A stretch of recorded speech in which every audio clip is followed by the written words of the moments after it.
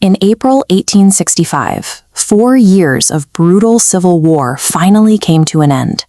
The nation was exhausted, and for the first time in his presidency, Abraham Lincoln took an evening to rest, attending a play at Ford's Theater in Washington, D.C. During the performance, a Confederate sympathizer named John Wilkes Booth slipped into the presidential box. Angry over the South's defeat, Booth fired a single shot into the back of Lincoln's head. The assassination shocked the world. It left behind a striking contradiction: how the man who held the country together through its darkest period became the target of such intense, fatal hatred. To understand that tension, we have to look away from the Capitol and go back to 1809. Before the presidency, Lincoln's life began in a one-room, dirt-floor log cabin in rural Kentucky. His family lived in extreme poverty. They scraped by on a harsh frontier farm, enduring long stretches with little food, almost no money, and no access to formal education. When Lincoln was just 9 years old, his mother contracted a dangerous disease known as milk sickness. Without medicine or doctors, she grew steadily weaker until she passed away, leaving a young boy entirely vulnerable in a hostile environment. An upbringing defined by deprivation and early encounters with death usually dictates a narrow future. Escaping that cycle to achieve the highest office in the country required an unusual reserve of pure willpower. That drive found an outlet when his father remarried. His stepmother, Sarah, quickly recognized the boy's sharp intellect. She began bringing books into the house and fiercely protected the time he needed to study. Lincoln directed his own education. He walked for miles just to borrow texts from neighbors. Because paper was too expensive for a farming family, he practiced forming his letters by scratching them into the dirt with a stick. As a young adult, he took a job helping navigate a flatboat down the Mississippi River.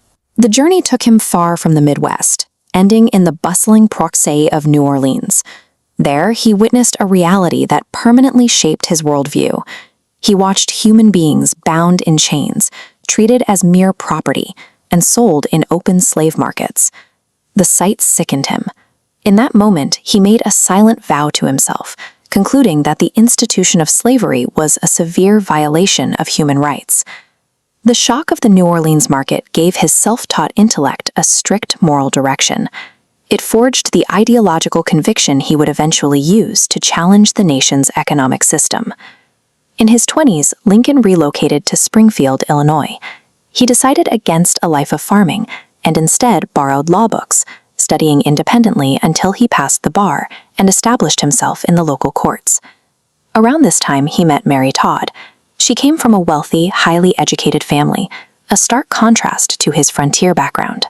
Despite the divide, they bonded over a shared ambition and soon married.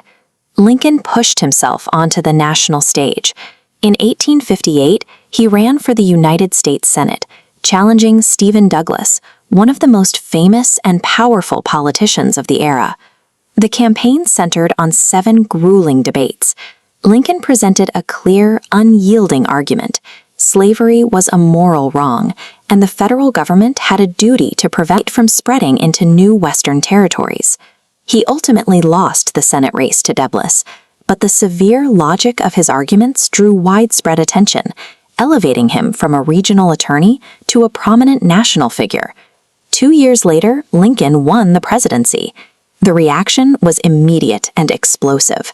To protect the institution of slavery, Southern states refused to accept the results, seceding to form the Confederacy before he even took the oath of office.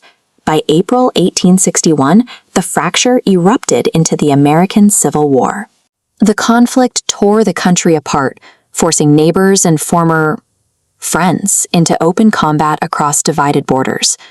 Lincoln carried the mandate to preserve the Union, a mission with a staggering human cost. Over the next 4 years, more than 600,000 Americans would die on the battlefield. This public slaughter ran parallel to a private agony. During his rise to power and his time in the White House, Lincoln buried 2 of his young sons, William and Edward. He had known grief and isolation since the log cabin in Kentucky. That early proximity to loss built the precise psychological endurance necessary to govern a collapsing nation.